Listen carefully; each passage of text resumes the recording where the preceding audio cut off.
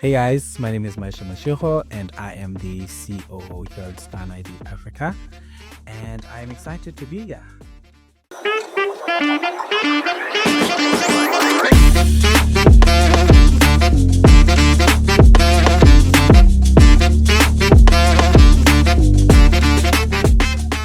Hello, ladies and gentlemen. Hi, Leroy. Hi, Leroy. Hi, Maishe. Hey, Tam. How do you do? So happy to have you here. I don't know why I'm here. It's under duress. Please tell me what the relationship. It's for the people. It's for the people. Please tell me what the relationship is between COO and CEO in your words, Maishe. In my own words. Okay, cool. So essentially, how do I explain it? So as a CEO here at Style ID, my job is to be in other people's business and to ensure that they are doing their business, essentially. And with that said, I then have to report to a Tammy Rushin, who happens to be our CEO. And I think he's actually so smart. I love that. He's so spot on with he being in other people's business, because from Maishe's part, he needs to know exactly what is happening across the business at every single touch point in order to make sure that we have this well-oiled machine.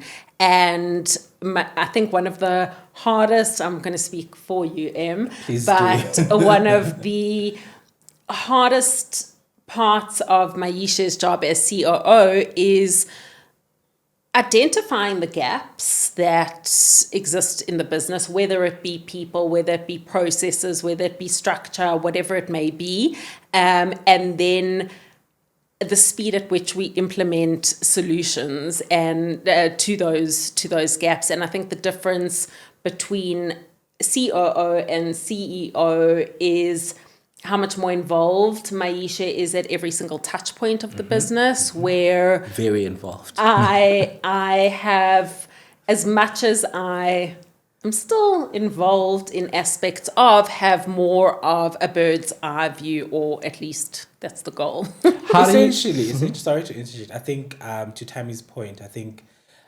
my involvement often informs the business strategy. Yeah. I think every business needs to have, a business strategy. What are we working towards? Why are we even in business? The why. So essentially, so I think a lot of what I do is ensuring that everyone somewhat understands and knows what needs to be done so that it can inform what 2025, 2026 will look like and beyond. Otherwise, you just, as a business, on this hamster wheel and churning out the same and the same and the same. And I think it's such a key part of Maishe's job is to make sure that the entire team is in the know of what we are working toward and having that vision and mission and core values as part of everything that they do. As the intermediary between top management and the employees, how are you finding managing the expectations of each and also the interests of each? Where do I start? In all honesty, where do I start? The expectation. I think it often stems from understanding. If there's one thing that this role has taught me is it's crucial that I listen to understand and not to respond. Absolutely. A lot of the times, because as you had mentioned, I am literally the link between, management and staff as well. It's important that I hear what the staff wants or needs.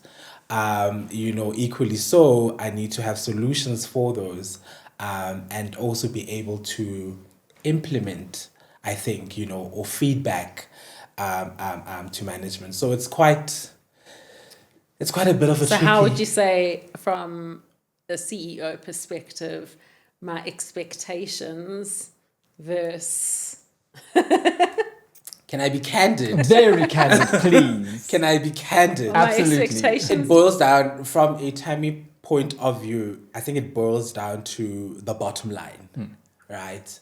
It's counting and understanding the rands and cents, and based off of that, it's how do we then grow into or to our next. Where There's else? always a next. Where else with there always is. Where else with the teams, it's more so around motivating and encouraging, and informing why we do this, So yeah, I think that's what it is more so than anything. How does it work when you need to be the accountability person for Tammy?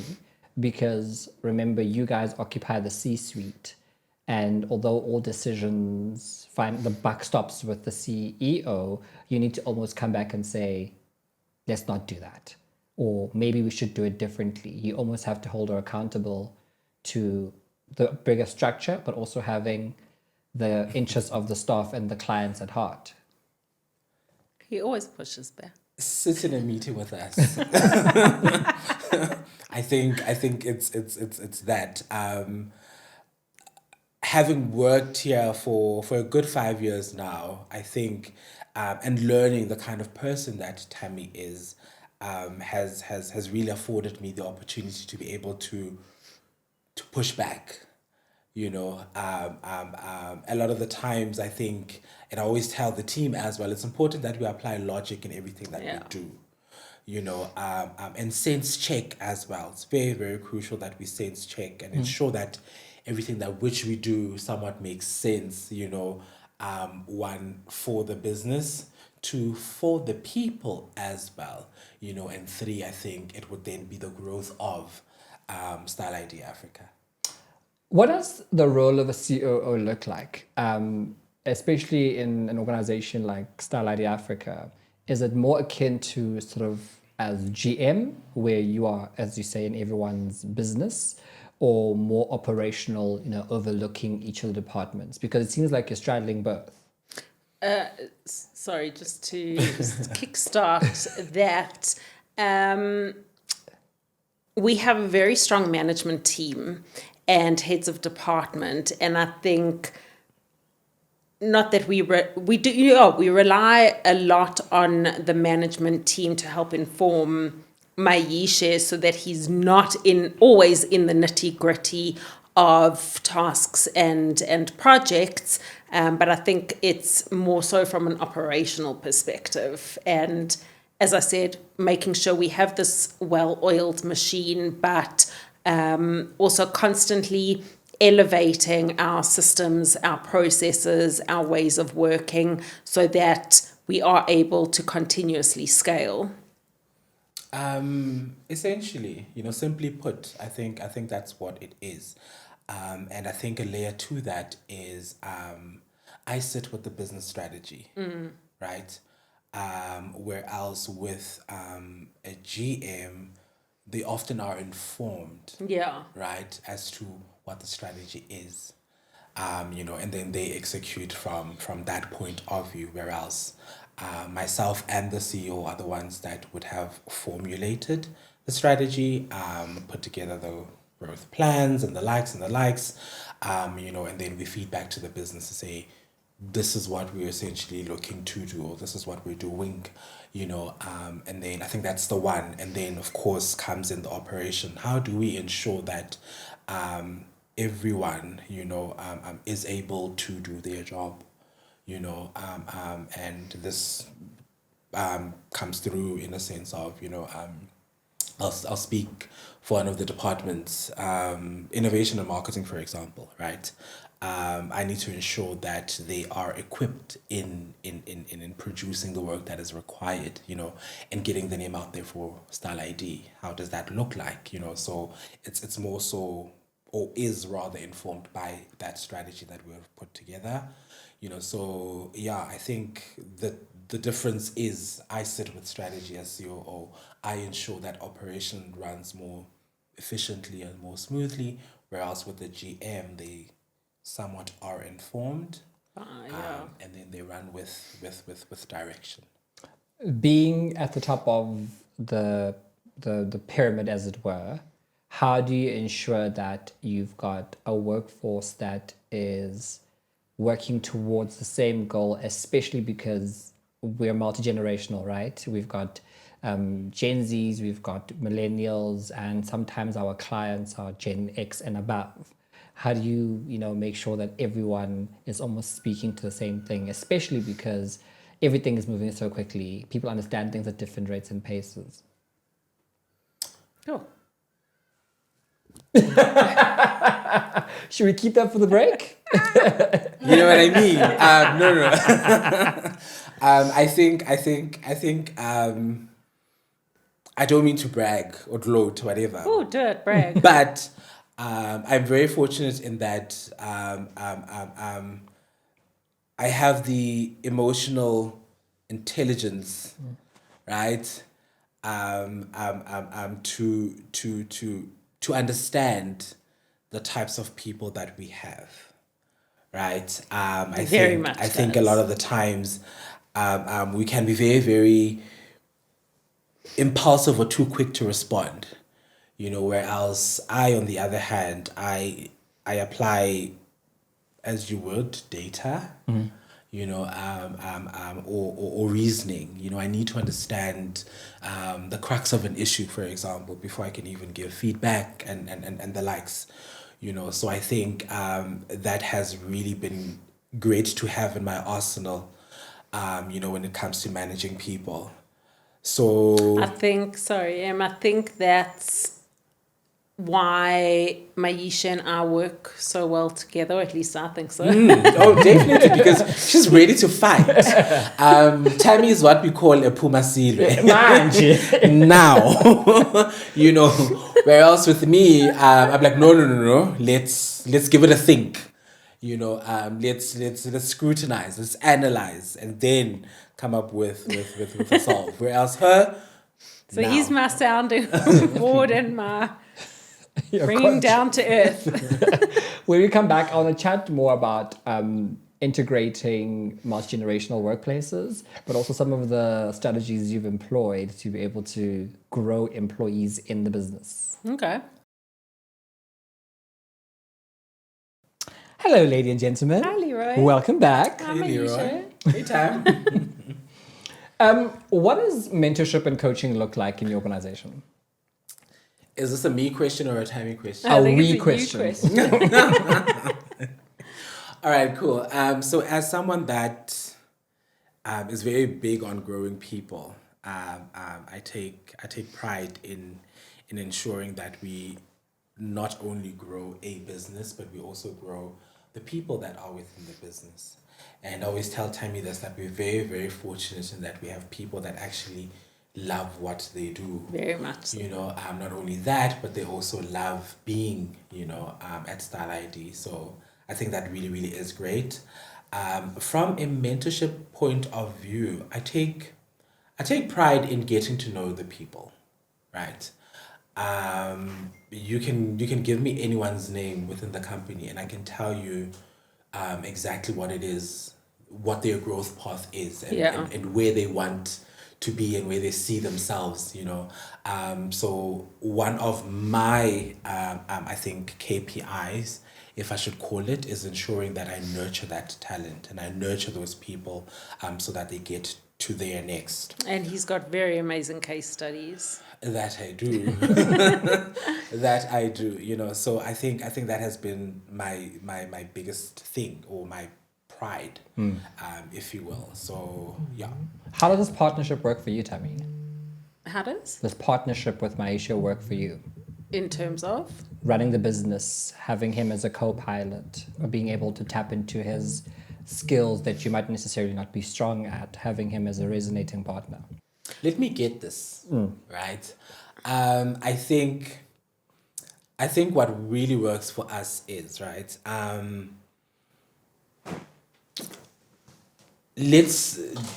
How can I put it? Okay, cool. My focus, right, as CEO is it's the business and the people. Okay. right? I think that's how I can explain it. Whereas with Tammy is growing the business. You know what I mean? Strategic growth. So how does this exactly, so how does this look like? It's again, to the point that I made earlier, is counting the rands and cents. Are we growing? Are we doing well as a business? Whereas my focus is, okay, cool, we have this business strategy. Are we executing? One. Yes. And two, are the people as well doing what is required and expected of them? So I think that's the balance, or the yin and the yang, that Tammy had mentioned. She's very, very brutal and cutthroat when it comes to new business, for example. Whereas with me, I'm very much empathetic and understanding when it comes to the people that we work with. You explained that very well. Thank you. Chat to me about multi-generational workplaces. Your employees are predominantly Gen Z. You guys are millennials, and some of your clients are Gen X and above. How are you managing that, especially because you're not of the generation of the people who you've hired? Stressful. You have no idea, but it is fun. Yeah. People management is probably the hardest part of the job. Yeah, it really is. Where do I start, Leroy? I'm also not sure. You know what I mean? Like, Look, I think for where do I you, start? because you are such an empathetic person, you put yourself in an individual's position, in an individual's shoes, and can really resonate. For me, I think I found it a lot more difficult, but because you have certain skills and personality, you're able to adjust according to a multi-generational workforce. No, I do agree. As old as I am, I do speak emoji. Let me cook. Cook, my brother, cook. You know what I mean? So I think I have been fortunate in that I don't, as much as I sit in a very, very, one would say, high position and whatnot, I'm very, very much relatable, and not in a very ostentatious way or pretentious way. The intent is to grow the people. The intent is, to create this very safe environment for everyone to show up as themselves, however that may look like. If you're feeling pink today, then great, we are pink today. So it's more so that than anything. So I think us having such a very, very young team, and a lot of them, have worked so hard in their short span of careers that they now sit with us in management and the likes, is testament of the environment that which we have created here at Style ID, and I think that's why people want to work with us. And I think, especially when we're doing interviews and or hiring or even performance reviews, it's very much around, yes, there's hard skills that, staff and employees need to do and perform against, but very much about the soft skills. And a lot of it does boil down to a level of maturity. And we see that in our workforce currently, especially with Gen Zs, for instance, and we don't necessarily divide according to that, So it's very much all inclusive, but there is a certain level of maturity and expectation within the business, regardless of age and or generation. And I think we identified that as early on from an interview perspective. So it's not just about can they do the job. How much does collaboration count in the organization? Oh, massive. Big. As someone that One of our core someone values. that oversees the department, I would say it's a crucial thing to have or do.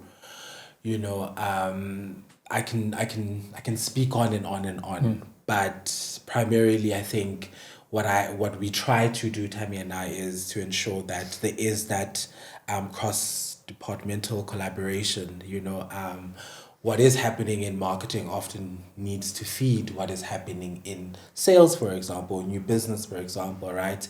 And similarly, what is happening in new business needs to feed into client service, because new business goes out, they get the business, but client service are the ones that need to manage, these clients. So it's very, very important.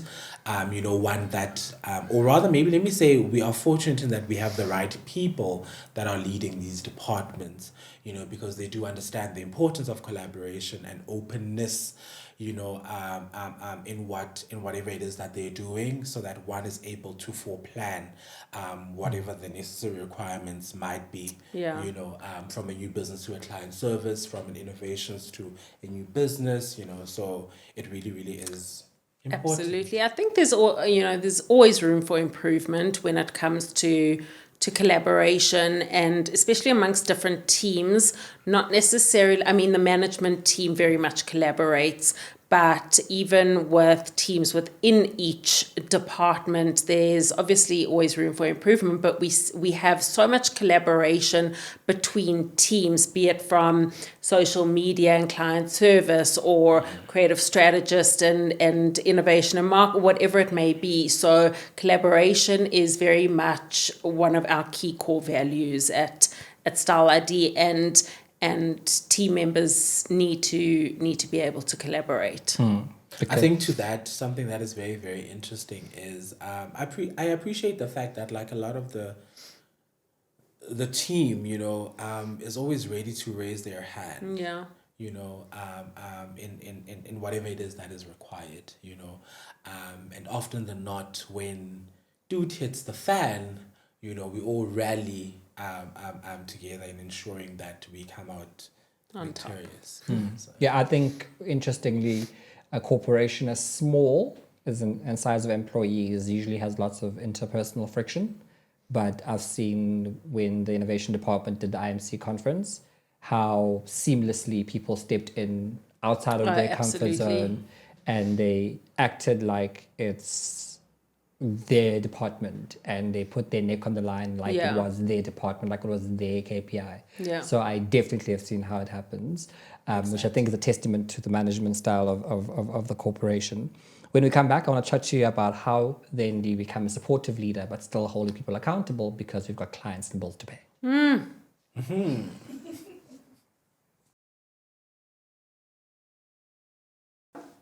Welcome back, ladies and gentlemen. Hi, Leroy. Hi, Maishe.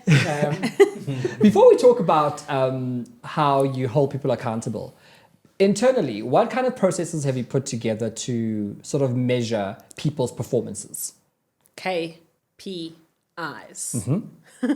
Yep. Very much so. So everybody, as a employee and as a department, has very specific and stringent KPIs that are measured. And I think secondary to that would be check-ins. It really, really is important that we pulse check from time to time, in terms of, are we meeting these KPIs?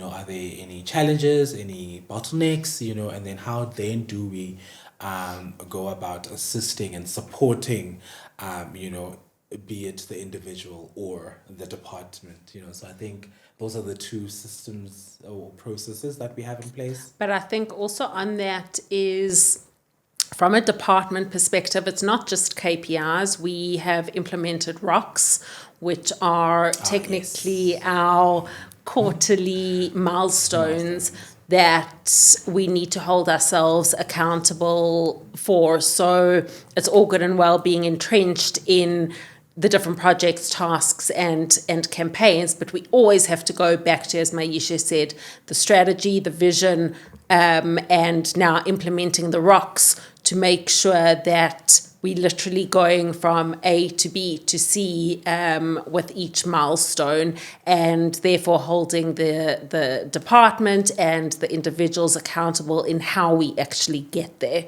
I think to add on to that, it's more so avoiding the purpose of doing a job for the sake of doing a job for the sake of doing a job. Yeah. it really, really is important that you know exactly what it is that you are doing.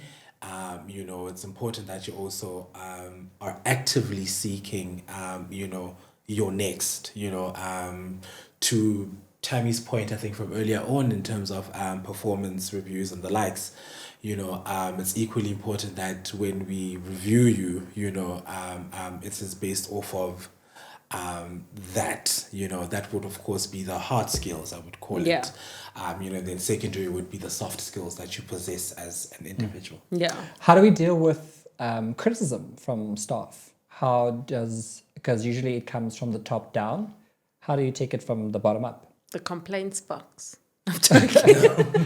Because lots of times, especially in small teams, there's a very hard, you can't come into my office, and people often say I have an open door policy, but it's open a sliver and you can't actually lay your complaints on the table. How do we take that up? Especially because ultimately all people, titles, not titles. But I think it's on that. It's been a work in progress, but it is very important to have a process of escalation. Otherwise, management or COO or CEO are, I'm not going to say flooded with complaints, but each different individuals have different types of complaints and or challenges and or issues, and there needs to be a certain level of reporting structure and escalation structure in order for issues and or complaints and or challenges to be resolved. And if direct line managers are unable to resolve a certain issue, then that gets, goes to upper management, etc., and then ultimately up the ladder. But it's really important to have processes and lines of reporting when it comes to certain issues. I do agree to what Tammy's saying, and I think I will brag on behalf of Style ID. We care for our people. We care for them so much so that we have an in-house business coach, right? The purpose of this person is to assist us in such instances or such issues, Conflict resolution. I can give you an example, if an employee is disgruntled and this person would come in and ask the questions. Maybe if it's another employee that's bothering the other, they'd come in and give them the necessary tools to be able to, first handle the situation by themselves with that specific person. And if at any point, there's still friction and the likes, that's when it would be escalated to the line manager before it gets to myself.